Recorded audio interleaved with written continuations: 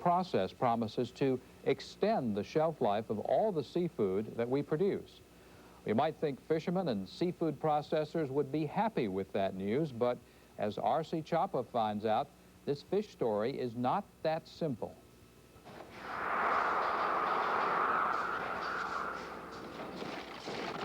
Seafood, one of Louisiana's top products, has been tainted by the threat of contamination. But according to the U.S. Food and Drug Administration, that taint could be removed and seafood would get a boost if the government approves the use of radiation in processing it. Over the last decade, the FDA has approved processing of a variety of foods with limited levels of radiation. The agency is now considering 2 petitions from companies seeking approval to irradiate seafood with doses of radiation that scientists say are necessary to kill bacteria that make seafood dangerous. LSU food scientist Dr. Joseph Luzo has been testing the effectiveness of food irradiation of shrimp and oysters for the last 7 years. We found that we could extend the storageability of shrimp, for example, in ice for, say, 2 weeks longer, which meant that you could get fresh products shipped to the interior of the United States, where they don't get shrimp, fresh shrimp. They get shrimp that are frozen and so forth. And this, we figured, could extend the market of Louisiana shrimp to the interior of the United States. I'm talking about Iowa and Kansas, states like that. Oysters, we found we could extend the storageability about a week, week and a half, something like that. Now, this is fresh. It's stored in ice, not frozen. But the commercial application of irradiated oysters may soon become obsolete. A more effective process is gaining widespread attention. Louisiana Pure Shellfish has introduced naturally purged oysters. Basically, we get the oysters in either by boat or by truck, and we take them, and you can't see it right there, but they're placed on a conveyor that runs them under a pressure washer to get all the loose debris and mud off. The oysters are placed in some plastic baskets about 2 levels high, and then these baskets are stacked in tanks, 12,000-gallon tanks. Sterilized seawater is pumped in there, and the oysters are allowed to, they basically think they're back in the water. So they open up and they start doing their thing. They're just a little filter animal. So they start filtering and feeding. The water is continually filtered and sterilized after that, and they stay in there from anywhere from 24 to 48 hours. And after that, they're taken out, they're run through the pressure washer again to get any other material off, and then they're boxed and sold. Vice President of Operations Don Yan says the process eliminates bacteria without using radiation. Is this better than seafood irradiation, than oyster irradiation? It's better in a lot of ways. Number one, radiation can kill all the bacteria in the oyster. It also damages the oyster, which gives it a lot less shelf life. It still has the impurities, although they've been neutralized, but the sand, the mud, the impurities is still in the oyster. This process lets the oyster live in the water. It's a bivalve, a filter animal, where it filters all of the material out of it, and it's not totally sterilized, the oyster, but it reduces it greatly, and you've got a nice, clean oyster without the impurities. Jan says he has taken oysters in that have as many as 2,500 fecal coliform bacteria for 3.5 ounces of meat. After running the oysters through the system, they usually have between 2 to 5 bacteria. The state and federal guidelines for safe oysters allow 230 bacteria, but the company's marketing efforts have been hampered by the state government's less than enthusiastic attitude toward depuration. Well, I've had problems ever since I've been here, and too numerous to even get into. But, we come over and to use all local products, local help. And when I come by myself. And we didn't come borrowing any money or anything. We built the facility. Everybody wanted it to be great. And then after I spent $1.5 million, well, then they start trying to shut me down, writing new rules, new regulations. And this goes on and on and on. And it's a continuous, ongoing thing.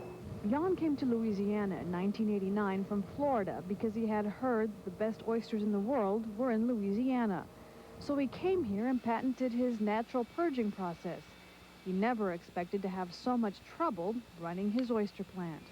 I have a threat right now of closing me down because of the water in the bayou. And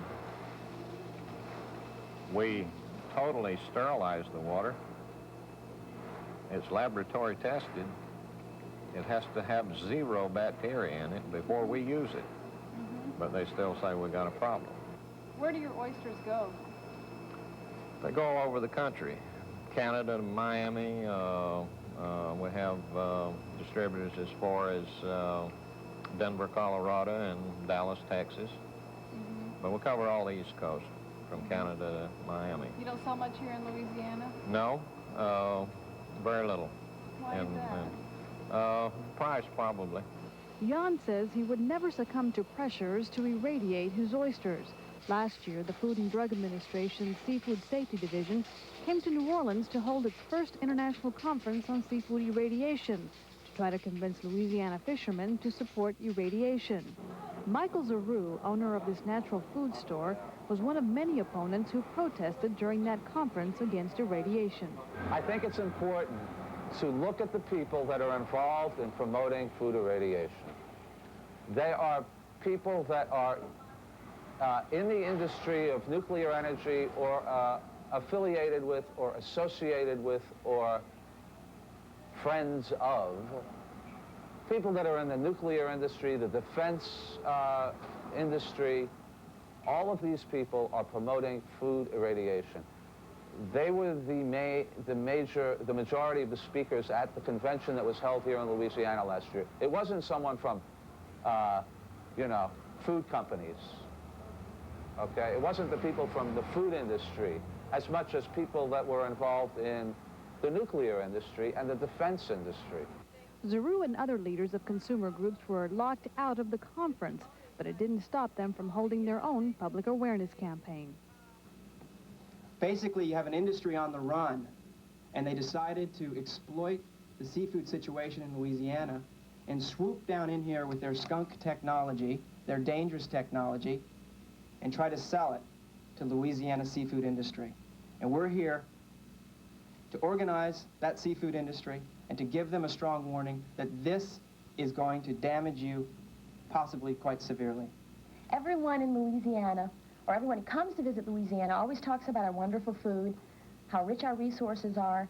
It's really frightening for those of us in the environmental movement to know that we're #1 in the absorption of toxics to our air, land, and water. And now, because they're not able to do this technology anyplace else, they are not welcome. They want to come to Louisiana. It's like we are truly the dumping ground of the nation. The people here are apathetic and they do not care. But I'm here to tell you, as representing a large group of people, we do care. We're outraged at the thought of doing this to our seafood. It is a way of life for our folks, the chefs who prepare them, the consumers, the tourists who come here. It's endangerment to our tourist trade. It's very, very wrong. That is one of the problems. That's one of the ways by which these anti-activists have been attacking emotionalism. And there's no room for emotionalism in scientific facts. You need to deal with scientific facts as they're presented and as they're found over a period of time. Zaru says he will never knowingly sell irradiated food in his store. He says we should be moving in the opposite direction, towards organically grown foods that have no pesticide residues. There's one plant that is specifically for food irradiation. It's in Mulberry, Florida, and they have experimented with fruits and vegetables primarily, and the consumer response is not good, and the company that has the plant is having a lot of financial problems. So basically, people don't want it. You know, the consumer does not want it. As long as we can keep it to where they have to label it and they have to say that this food is irradiated, I think that it won't really go over that big with consumers.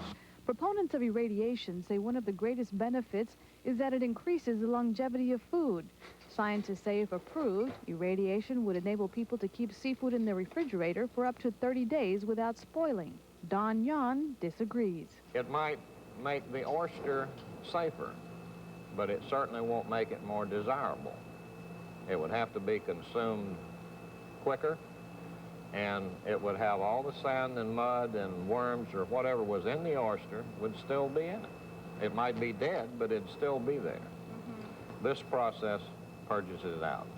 But how do they taste? No mud, no sand.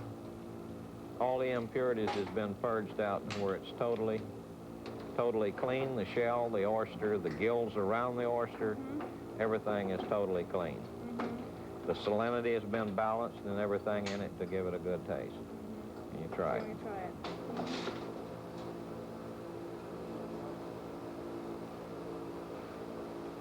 Is that a good oyster? It's very good. And that is our program for this evening. We invite you to join us again next week when Jeff Dewey will talk with America's new Secretary of Energy about jobs in the oil patch. Till then, that's the state we're in.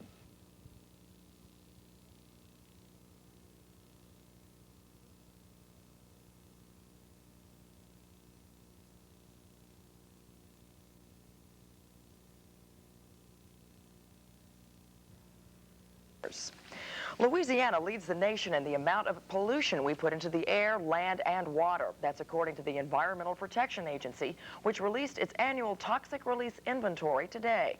Environmental reporter Marvin McGraw has been following the story. He joins us now from Convent, Louisiana, with more on the report. That's right. Two of the nation's biggest polluters are right here in St. James Parish. In fact, this fertilizer plant increased its discharges into the Mississippi River by 50%. Certainly not good news for Louisiana or the people who live here. Louisiana once again led the nation in toxic releases. More than 450 million pounds was emitted into our air, land, and water in 1991. The latest figures available, far outpacing Texas, which ranks second. In fact, of the top 5 polluters, 3 are located in Louisiana, including the 2 Agrico facilities in St. James Parish, which discharged over 100 million pounds of phosphoric acid into the Mississippi River in 1991. Freeport-McMoran, which owns both facilities, says record rainfall in 1991 complicated efforts to recycle runoff from its giant gypsum stacks, which are a byproduct of making fertilizer. A Freeport spokesman says the discharges are permitted by the DEQ, and they claim they're not toxic. The studies show that there's not a significant impact in the Mississippi River to human health or the environment, that we do meet drinking water standards in the rivers. Still not surprisingly, environmentalists reacted to the news with outrage, and some wonder what the long-term effects of the pollution will be. It can't help but make the citizens wonder if this is, of course, in fact, impacting their health. And that's, of course, their big concern. Still, if there's any good news in all this, it's that the total amount of toxics released into Louisiana's environment has decreased by 45% since 1987. Still, for many of the people who live around here, that's not enough, and we'll have more on that at 6 o'clock. All right, thank you, Marvin. Now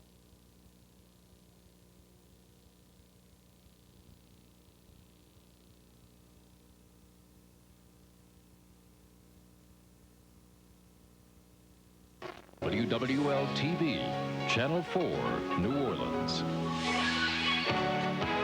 Bill Elder, Jim Henderson, and meteorologist Dave Barnes. This is Louisiana's news leader, Channel 4's Eyewitness News. The government ranks Louisiana as the nation's worst polluter. Lots of unanswered questions in last summer's murder of a Thibodeau Catholic priest. Now the state's top law enforcer steps in. And more trouble in the Clinton administration as the House prepares to vote on the president's budget plan. Good evening. This is the 5 o'clock news for a Tuesday, May the 25th. For the second year in a row, Louisiana tops the list of the most polluted states in the entire nation. New figures from the Environmental Protection Agency shows that while pollution nationwide went down, emissions here in Louisiana soared. Environmental reporter Cheryl Hickman joins us now from the newsroom with details. Cheryl? Bill, the new toxic release inventory shows Louisiana industries pumped 459 million pounds, that's almost $500 million of waste chemicals into the environment in 1991. Now, that's an increase of 32 million pounds from 1990, and it makes Louisiana the #1 most polluted state in the nation by a wide margin. Texas is ranked #2 with 411 million pounds of chemical emissions. The other states ranked in the top 5 have less than half the pollution problem of Louisiana. The biggest pollution increase in the state came from Freeport-McMoRan's Agrico fertilizer plants.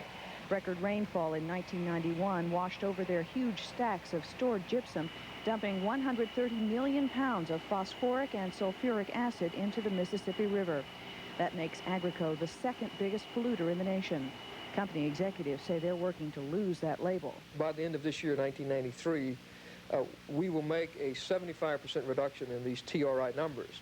Only American Cyanamid produced more waste chemicals. They cut their emissions by 20 million pounds from 1990, but still had to dispose of 142 million pounds of toxic substances. They are also working on a waste reduction program. They have already committed to reduce that by 80% by 1994. So I think we're going to start seeing some very significant reductions in Louisiana's TRI numbers. The pollution figures come as no surprise. The state issued its own pollution report in December. But environmentalists say the federal ranking is another reason to keep pushing for emission reductions. I don't think anyone wants to be the #1 most polluted state in the United States, and I certainly think if I were industry, I wouldn't want that mantle either. So I think it's very good that we, as citizens, have the right to know where we are in relation to other states, but it's abominable. Some of the programs aimed at reducing emissions will come online this year, but the toxic release inventory takes 2 years to compile. So even if pollution in the state drops dramatically next year, Louisiana can still expect to top the release inventory list at least until 1995 or 1996. Bill? All right, thank you, Cheryl.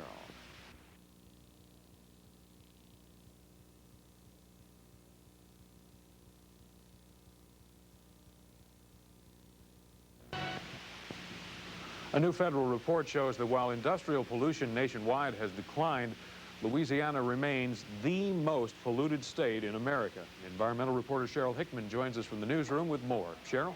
John, the report shows that industrial chemical emissions nationwide dropped by 9% from 1990 to 91. But in Louisiana, overall emissions went up about 8%, and the amount of water pollution increased by almost 60%. Freeport-McMoRan's Agrico fertilizer plants get blamed for most of that pollution increase. Executives say 1991's record rainfall washed through their huge stacks of stored gypsum and dumped 130 tons of phosphoric and sulfuric acid into the Mississippi River. That's almost double the amount of pollution the plants reported in 1990. We do have a reduction program, a voluntary reduction program in place, whereby by the end of this year, 1993, we will make a 75% reduction in these TRI numbers. American Cyanamid in Wagaman tops the EPA's list as the single biggest waste producer in the nation. The company cut its chemical emissions by 20 million pounds, but still had to dispose of 142 million pounds of hazardous chemicals. The State Chemical Association says members are working to cut their emissions. According to Census Bureau data, the Louisiana chemical industry is spending 3 times the capital investment that the average manufacturer in the U.S. is spending right now to reduce emissions and prevent waste. Overall, Louisiana industries pumped almost 500 million pounds of chemicals into the environment, making this state the most polluted in the nation. Texas is ranked second with 411 million pounds. The other states in the top 5 had less than half of Louisiana's pollution problem. It's very, very disheartening to hear these kind of numbers. Nobody's happy to hear this. Environmentalists aren't happy to hear that we're #1. It just reinforces what we suspect already, what we see in the communities, what's happening to us as a whole here.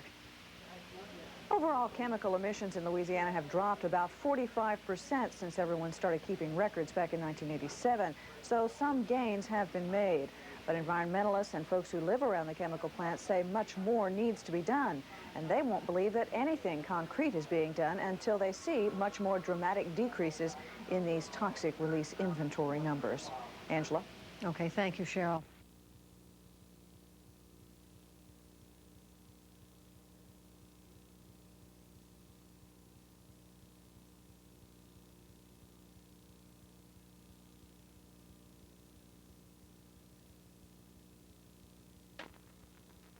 You're watching WBRZ Channel 2, the news leader. Voted the best newscast in Louisiana by the Associated Press. This is Eyewitness News Night Desk. It has happened again for the second time in as many years. Louisiana leads the nation in the release of toxic chemicals into the air, water, and land. The latest Environmental Protection Agency report is our lead story this evening. Good evening, everyone. Welcome to the Night Desk. This report is based upon figures provided by industry, and while we're still on the top of a bad list, some of the news is improving. Very scary, real scary. Sometimes we live indoors because the smell is so bad. That smell Julie Ordwin and her neighbors complain about is emitted from one of several nearby plants, two of which, agrochemical plants in St. James, are atop the latest EPA report of the worst polluters in the entire country in 1991. The agroco plants are owned by Freeport-McMoran, a spokesman for which admits to higher emissions into the Mississippi River, but says it's nothing to worry about.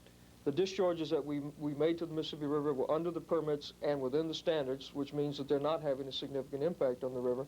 Despite that, environmentalists are enraged. They're telling us that they're lowering the emissions, but in fact, when the data comes out, the water discharges have gone up 61%. That's an enormous increase over the year before. Perhaps so, but what can't be overlooked is that since 1987, total discharges of toxic emissions have decreased significantly. Yet, that is of little comfort for people like Julie Ordwin, who, along with her neighbors, are very, very fearful. When it blows this way at night, even at night, sometimes the clouds are orange. You can see things that's not during the day. If it's not coming from this direction, it's coming from that direction. And one footnote, while Freeport-McMoran's plants are at the top of the list of polluters nationwide, the company is reportedly spending more than $60 million this year on equipment to clean up its discharges.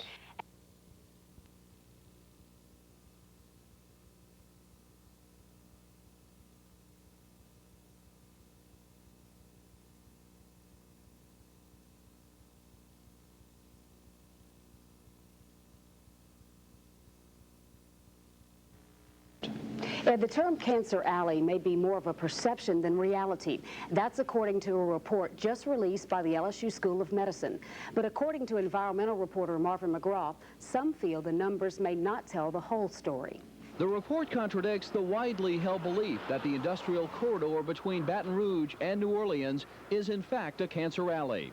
The study looked at cancer rates throughout a 7-parish area from 1983 to 1987, including East and West Baton Rouge, Ascension, and Iberville parishes.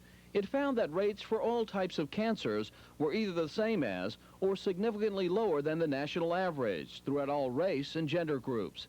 The only exception was the incidence of lung cancer among white males, which was significantly higher than the national average. Researchers attribute this to smoking. The incidence data doesn't show that we have a high cancer rate of all kinds of cancer combined compared to the national average. In fact, Chen suggests environmental factors like pollution are accountable for only 2 to 6% of all cancers in the river parishes. Instead, researchers say Louisiana's cancer rates can be blamed on diet, smoking, and other lifestyle habits. Our citizens in this state need to consider, and we need to encourage them to change their lifestyle behaviors. But the study was barely off the shelf tonight when some environmentalists began raising questions. We feel that there are some cluster phenomena that's being reported by communities that the way this data has been compiled wouldn't be reflected in this study. Or believes despite this new information, too many health-related questions remain unanswered in the so-called Cancer Alley. I'm Marvin McGraw, Channel 2, Eyewitness News Night Desk. It's estimated that 1 out of every 3 people in Louisiana will be diagnosed with cancer at one point in their lives.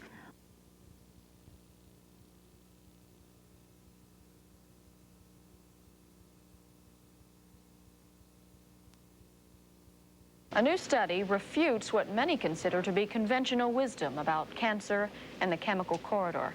A researcher says she's found no direct link between the state's chemical plants and the dreaded disease. Russ Roberts reports. This is the part of South Louisiana that's become known as Cancer Alley. It's lined with chemical plants and hazardous waste dumps. People who live around here say all the pollutants are damaging their health. But the results of Louisiana's latest cancer rate study released at a meeting in Baton Rouge actually refute the claims of those living in the river parishes. Dr. Vivian Chin, director of Louisiana's Tumor Registry, believes the cancer rate is more directly linked to behavior, not industrial air pollution. We need to look at their lifestyle. We need to look at their occupation. We need to look at the environmental exposure. For example, the study found that white men have a 19% higher rate of lung cancer compared to the rest of the nation. But both black men and women in the same area have lower rates. And all residents in the river parishes, with the exception of those with lung cancer, have a lower risk of developing any kind of cancer. Mary Lee Orr of Louisiana's Environmental Action Network. I'd say that we don't have a lot of confidence in the studies that have been done so far. That the people feel that they have gone into communities not looking for a problem rather than looking for a problem. And with Louisiana just this week named as the nation's top environmental polluter, even those involved in this most recent study say more testing needs to be done. We do not need to wait until we have high cancer rate to clean up the environment. But experts say until the water, the land, and the air along the chemical corridor can be constantly monitored, no one will really know for sure whether or not Cancer Alley is as dangerous as the people who live there say it is. With photographer Tim Harlan, Russ Roberts, 6 News. The study also found that 1 in 5 deaths in Louisiana are cancer-related.